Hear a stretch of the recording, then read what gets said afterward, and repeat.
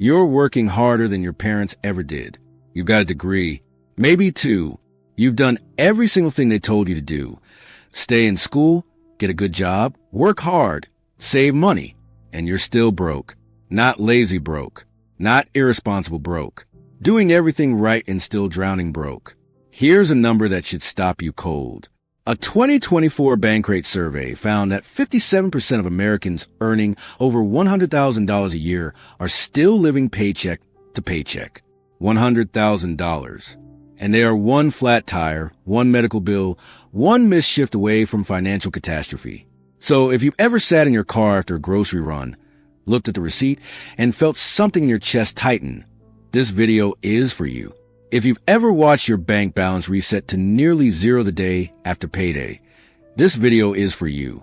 And if you've ever wondered whether you're failing or whether the whole system is, I want you to stay until the end, because what I'm about to show you changes how you see every paycheck you will ever receive for the rest of your life.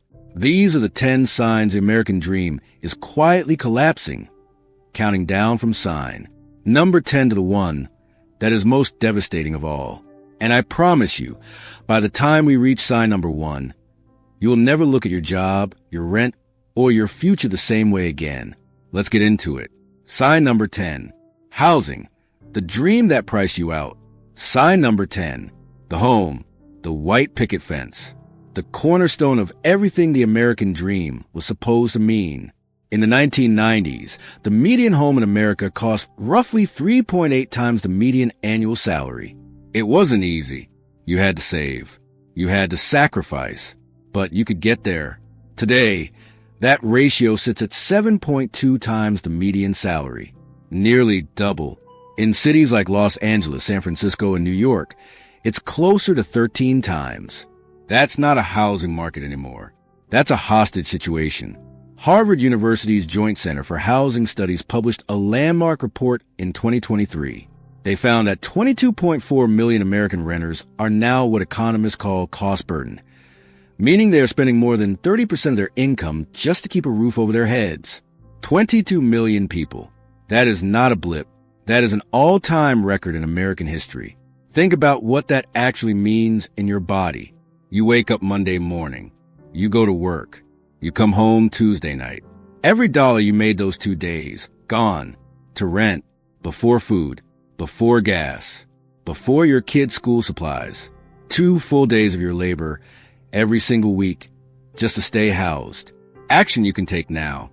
If you're renting, search your City Name Plus Emergency Rental Assistance Program. Many of these funds were created during COVID and still have unclaimed money sitting in them right now. If you're trying to buy, look up USDA Rural Development Loans. They offer zero down payment mortgages in qualifying areas that most real estate agents never mention.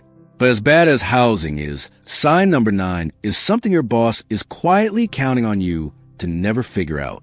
Sign number 9, the raise that isn't wages versus reality. Meet Marcus. He's 38 years old, lives in Denver, Colorado, and works as a logistics coordinator Monday through Friday. On weekends, he drives for a rideshare company. Not because he loves it, but because he has to. He has 2 kids and a wife who works part-time while finishing her nursing degree. Last year, Marcus got a 6% raise. He called his mom. He and his wife had takeout to celebrate. He felt, for the first time in years, like things were moving in the right direction. Then the grocery bill came in, up 23% from the year before. His utilities, up. His car insurance, up. His kids' school lunch fees, up. One night after the kids were asleep, Marcus sat at the kitchen table with a calculator and a cold cup of coffee, and he did the math, and what he found made his stomach drop. He was moving backward. His raise was theater. This is sign number 9. The Bureau of Labor Statistics confirms what Marcus lived. From 2020 to 2024, cumulative inflation in America ran at 21.3%. Median wage growth over that same period, 17.1%. That 4.2% gap doesn't sound like much until you realize it compounds every single year. In real purchasing power, the average American worker has been quietly taking a pay cut while being told they got a raise. Here's how to picture it. Your boss hands you $100 bill. You walk outside. Inflation reaches into your pocket and takes back $121. You're poorer than you were before, but on paper, you got a raise. Congratulations. What Marcus did and what you can do. Marcus shifted a portion of his savings into I-bonds, United States Treasury bonds that adjust their interest rate with inflation. In 2022, they paid 9.62% annually. They're not exciting. They won't make you rich overnight, but they mean inflation stops eating your savings alive. You can buy up to $10,000 worth per year at treasurydirect.gov. Most people have never heard of them. Sign number 8. The invisible tax. How inflation steals while you sleep. Inflation is not a weather event. It is not an act of God. It is a predictable result of specific decisions made by specific people. And working Americans bear the weight of it while asset holders benefit from it. Here is what the data actually shows. The Federal Reserve's own research confirms that inflation disproportionately destroys the purchasing power of people who hold cash, which is most working Americans. Meanwhile, people who hold assets, stocks, real estate, commodities, actually see their net worth rise during inflationary periods. Inflation is, in practice, a transfer of wealth from people who work for money to people who own things. That's not a political opinion. It's arithmetic. Between 2020 and 2024, the prices of everyday items that working families cannot avoid, groceries, rent, utilities, gasoline, health insurance, rose between 19 and 31% depending on category. These are not luxury items. These are survival items. And there is no way to opt out of buying them. A family earning $65,000 a year in 2020 needed to earn $78,650 in 2024 just to maintain the exact same standard of living. Not get ahead, not save more, just stay exactly where they were. Most of them did not get that raise. Action step. Beyond I-bonds, look into Series E savings bonds for long-term savings. And consider moving any emergency fund out of traditional savings account paying 0.01% into a high-yield savings account. Many currently pay between 4.5 and 5.1%. That's the difference between inflation devouring your safety net and at least slowing the bleeding. Sign number 7. The retirement mirage, working until you die. The Federal Reserve Survey of Consumer Finances, published in 2022, found that the median American between the ages of 55 and 64, the people who are literally 5 to 10 years from retirement, have saved $185,000. That sounds like a lot until you know that Fidelity Investments calculates you need at least $1.1 million to retire with basic financial security. That is a $915,000 gap for the people who are closest to the finish line. And here's what makes that number even more catastrophic. That's the median, meaning half of people that age have less than $185,000. The National Institute on Retirement Security reported in 2023 that 56% of all working Americans have zero retirement savings. Not a little, not enough, zero. For those people, retirement is not a golden era of travel and grandchildren. It is a cliff. Social Security pays an average monthly benefit of $1,907. The average rent for a one-bedroom apartment in America right now is over $1,500. That leaves $407 for food, medicine, utilities, transportation, and everything else a human being needs to survive. That is not retirement. That is survival with a fixed income and a countdown clock. Close the gap. 2 underused moves.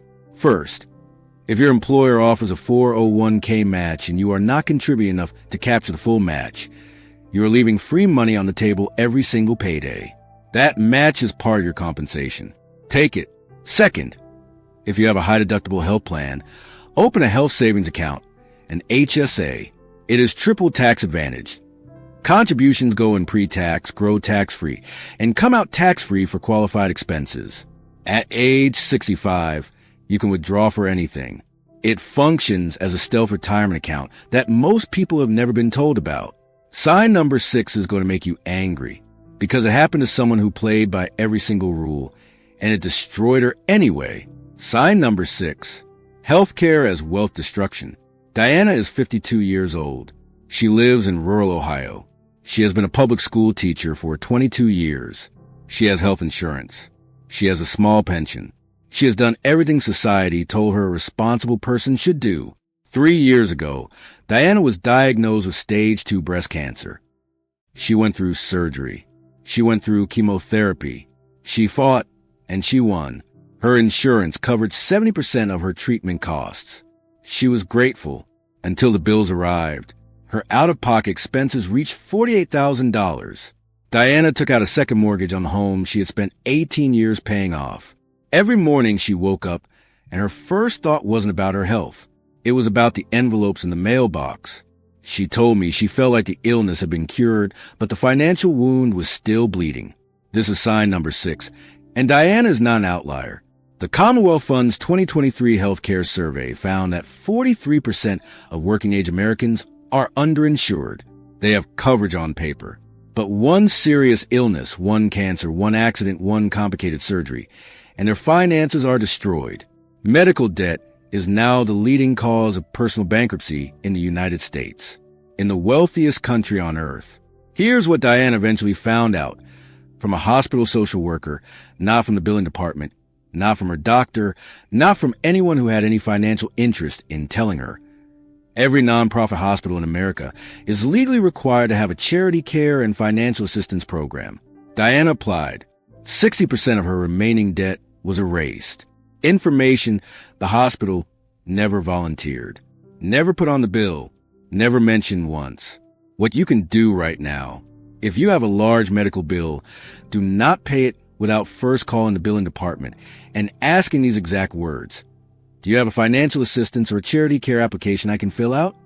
If you are denied, ask about a payment plan. If you're still struggling, a nonprofit medical billing advocate can negotiate your bills for free or a small percentage. The American Hospital Association estimates billions of dollars in charity care go unclaimed every year because patients simply don't know to ask. Sign number 5 is the one that was sold to an entire generation as the only path to success. It turned out to be a trapdoor, and the people who fell through it are still falling. Sign number 5, the degree that cost everything and delivered nothing. Student loan debt in America hit $1.77 trillion in 2024. Not billion, trillion. The average monthly student loan payment is $503. The average starting salary for a 4-year college graduate is $58,000 a year. Do the math. That is 10.4% of gross income gone before the first dollar of rent, food, health insurance, or gas. But here's what the debate always misses. This was not a series of bad individual decisions. The National Center for Education Statistics documented that between 1980 and 2023, college tuition in America rose by 1,200%. The median family income after inflation grew by 18% over the same period. Those numbers were never going to reconcile. Young people were handed a broken contract and told the failure was personal. Imagine being handed a map to a destination and walking for 20 years, only to find out halfway through that someone had redrawn the roads while you were walking. That's what happened to an entire generation of Americans who were told a degree was a guaranteed path to a stable life. For millions of them, it became the guaranteed path to debt they will carry for decades. 2 options most borrowers never use. Income-driven repayment plans on federal loans cap your monthly payment at 5 to 10% of your discretionary income. If you earn below a certain threshold, your payment can be $0 per month, and time still counts toward forgiveness. Separately, public service loan forgiveness erases remaining federal loan balances after 10 years of qualifying payments for anyone working full-time at a government or nonprofit employer. Only 3% of eligible borrowers have ever successfully applied.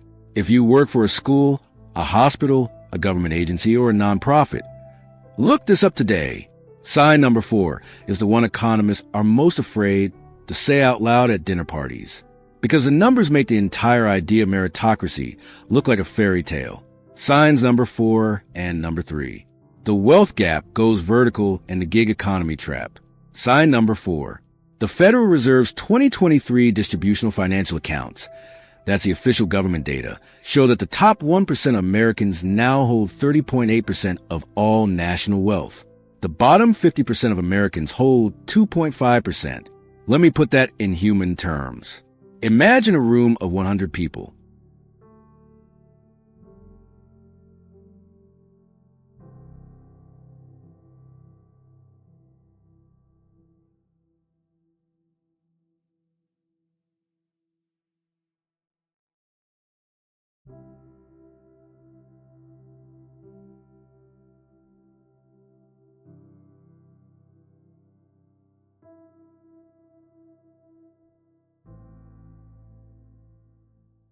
They're splitting a $1 million prize. One person walks out with $308,000. The bottom 50 people, half the entire room, split $25,000 between them. That's $500 each. $500. And it's getting worse. In 1990, the bottom 50% held 4.2% of national wealth. Today, it's 2.5. It has nearly halved in 33 years. Economists Emmanuel Saez and Gabriel Zuckman, whose inequality tracker is updated annually with Federal Reserve data, describe this not as a natural economic outcome, but as a direct result of policy choices. Capital gains tax preferences, the erosion of union bargaining power, corporate stock buybacks, and wage suppression. The gap isn't an accident. It's an architecture. Now sign number 3. Meet Jayla, 29 years old, Los Angeles. She left her agency job 2 years ago to freelance full-time as a graphic designer. She is talented. She earns about $72,000 a year. That sounds fine. Here's what it actually means. Jayla pays 30.9% in self-employment taxes because she covers both the employer and employee share of Social Security and Medicare. There's no 401k match, no sick pay, no employer health contribution, no paid vacation. Last winter, she got a kidney infection and couldn't work for 2 weeks. She lost $2,800 in income with zero recourse, zero protection, and zero safety net. She told me it felt like being self-employed meant being on your own in every possible meaning of that phrase. McKinsey's 2022 American Opportunity Survey found that 36% of U.S. workers now participate in some form of gig or independent contract work. For millions of them, it wasn't a lifestyle choice. It was what was left after their full-time positions were eliminated, outsourced, or replaced. The gig economy didn't liberate workers. For most of them, it removed the last layer of protection they had. If you're self-employed or gig-based, open an SEPIRA, a simplified employee pension individual retirement account. You can contribute up to 25% of your net self-employment income, up to $69,000 per year as of 2024. Every dollar is tax deductible. It's the closest thing to an employer match that independent workers have, and most of them have never been told it exists. Sign number 2 involves a number from the New York Federal Reserve that should probably be illegal to advertise. And sign number 1 is the one that will stay with you. Signs number 2 and number 1, the debt machine and the great unretirement. Sign number 2, credit card debt in America hit $1.12 trillion in the first quarter of 2024. The New York Federal Reserve confirmed it. It is the highest level ever recorded. The average annual percentage rate on credit cards is now 22.8%. If you carry a balance, even a relatively modest one, you are in a financial trap designed to keep you there. Here's the math that nobody puts on the billboard. At 22.8% APR, a $5,000 credit card balance that you make minimum payments on will take you over 17 years to pay off. You will pay more than $8,000 in interest on a $5,000 purchase. The item you bought on that card, whatever it was, cost you 2.5 times what the price tag said. The $1.12 trillion in credit card debt at 22.8% generates over $255 billion in annual interest payments, moving from the wallets of working Americans directly to bank shareholders. Banks spend hundreds of millions of dollars lobbying against interest rate caps to keep the system running. Your debt is an unfortunate outcome. For them, it's a business model. One phone call that can change this. Call your credit card company today and ask for a rate reduction. Just those words. A 2023 creditcards.com study found that 76% of people who called and asked received a lower interest rate. The average reduction was 6 percentage points. That call takes 4 minutes. Most people never make it because they assume the answer is no. It usually isn't. And now, sign number 1.